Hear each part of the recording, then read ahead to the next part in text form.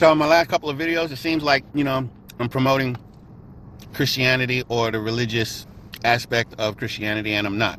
I'm actually promoting Christian values. I'm actually promoting Christian values, and chief among Christian values is the value, the original value of the human being, not the fallen being. Do you understand that God designed the human being? Satan did not design the human being. Satan designed hacks to hack into the human being and thwart original human growth and to actually leave us in a perpetual state of distraction away from our original mandate. The actual human being is generally not corrupted. It is sort of like he put in a fake operating system, okay? Or, imagine like a hacker hijacking your entire system so that the hacker is able to use your system and you're unable to use your computer for its original purposes. Same deal. So when I'm talking about Christianity, I'm not talking about, Christian religion as a value. Religions are just training systems, okay, to get you, mind-body unity, to train you to overcome more childish emotions. But it is not the purpose of creation. Religion is supposed to get you, if sin meant, missing the mark, religion trains you to get a little bit closer to the mark. So I'm not promoting a religion, but I am promoting, when I say Christianity, that we confess the original value of human beings is related to God's thinking about his design for the human being. Okay, it's not related to our thinking and what we had come to know human beings to be, these frustrating entities or frustrating neighbors or people who are out to lunch disconnected from one another. I'm more into promoting what's called universally shared values, okay? Freedom, peace, unity, and happiness. Freedom, peace, unity, and happiness. And I believe that Christianity is supposed to be there to usher in an era of freedom, peace, unity, and happiness. I believe the current Christianity is only an interim state for mankind. It is a necessary state, because in order to generate the world of freedom, peace, unity, and happiness, or what you would call heaven on earth, you need to actually have your identity changed from one that is connected to the hacker and the hacker's mentality and the hacker's protocols. You must be born again. And the only religion that even speaks about the necessity of a rebirth or a realignment of one's identity from the sin matrix identification to the original identification is Christianity. So we need a Christian discussion. We need a Christian discussion. Christianity itself is not a complete pathway to the ideal world. That's why Jesus even said he had to come back. Why do you have to come back? Because when he came, we weren't ready. And the same is going to apply no matter what time you think Christ might come. If we're not ready, if we're going to reject him, okay, if we're going to not play our part, the end times come when people are actually ready. Do you ever think about that? The end times come when there's a minimum contingent of people who are ready. And let me tell you something.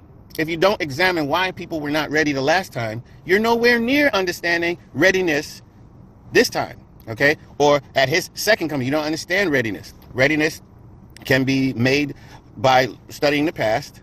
Some of the intervening things. What caused him to fail last time? Remember when they could have voted for Jesus or Barabbas? Okay, well, what was that scene about? That scene was about social pressure. You people, if you just think you're going to, get to heaven and ride a wave of social will, to get out of the fallen world, you have to resist the world. You have to resist the social pressure of the world.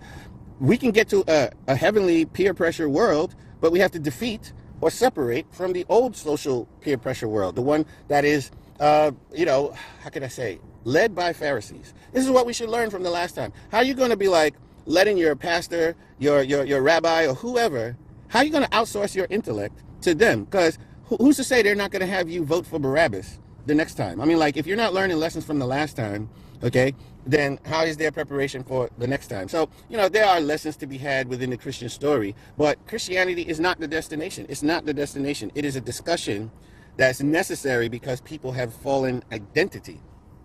You look at the whole Charlie Kirk phenomenon.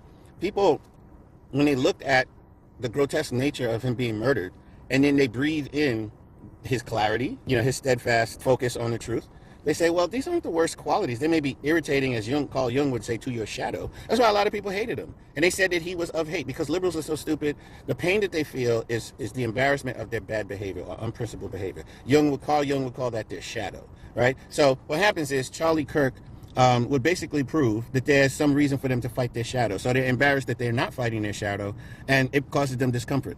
It's like the pain of getting a bad grade. It's not the teacher hating you. It's the pain that comes from not understanding something or not being good at something. It's this ease, the lack of inner peace that you feel when you have to go back to the drawing board. That is an unavoidable discomfort. Okay, it's part of growing. I always used to tell my students, life is hard. Take the hardship as a good thing. It's necessary, right? Whenever you grow, whenever you study, okay, you're refraining from going outside and playing. You're refraining from video games. You're refraining from stuff, and that's uncomfortable for a good reason. Life is hard. So when Charlie says you guys are missing the mark in this way and that way, and you're failing to understand this racial issue and that, right? And it means you have to go back to the drawing board. That's uncomfortable. It's unnecessary hardship. So the messed up thing about liberals is that they conflate pain with cruelty. Okay, so if life has hardships and you conflate pain with cruelty, you're going to be seeing boogeymen everywhere. And that's why people say that liberalism is a mental disorder. But where did the disease or the misalignment happen? It happened because nobody raised you to acclimate to hardship. People pampered you, or the childish idea that you could escape hardship wasn't driven out of you or talked out of you. And you grew up with a childish desire to have no hardship. Okay? That is doing more to fuck up your life as a liberal than anybody outside of you. Then liberals actually perpetuate more liberalism in the next generation by promoting the idea of using sex the way they use drugs. And so that means you have accident babies, you have unseasoned parents raising those kids, parents who should be teaching them to acclimate a certain amount of hardship in life, acclimate to a certain level of hardship, but they're unable to teach those kids that. So what you have is a growing, whiny, entitled group of people who see the rest of society with their shadow. They see the rest of society the way Carl Jung's shadow sees society. In other words, they feel that they could be doing better, but they didn't want to do better because they were trying to avoid hardship.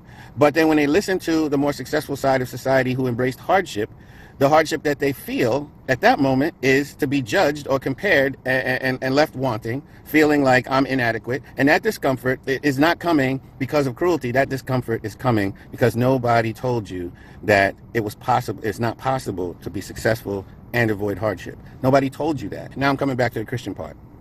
Human beings should soar, but it's difficult to do that without parents acclimating their children to the realities of life. Even in a perfect world, if there was no fall, there still would be hardships. Young people would still have to learn to deal with frustrations, hardship, going back to the drawing board. People have a very childish concept of the perfect world. The perfect world would be exhilarating because as we fought against hardships, we would know soaring success, what it feels like to overcome. Okay, and that's a part of life.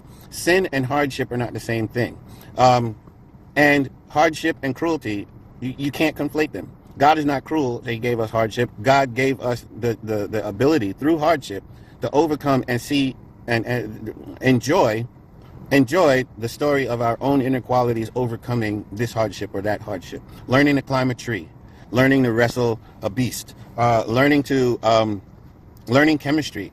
Learning rocketry, learning whatever. All those things entail hardships, but the world would be more like a playground as we learn to overcome things. And in the moment of joy, when we overcome things, what is it, Starship 11 a couple of days ago? Did you see all those employees like hollering and elated because, it was a successful mission? Okay, that was won through hardship. Hardship is not an enemy. It is not even a sign of an enemy. Hardship or the pain of hardship should not be automatically attributed to someone's cruelty. However, if you don't have parents, which is your birthright to be raised by your own parents who were risen to adult success and victory, they cannot pass on to you the right way of thinking about hardship. If you have childish parents, then how are you going to overcome?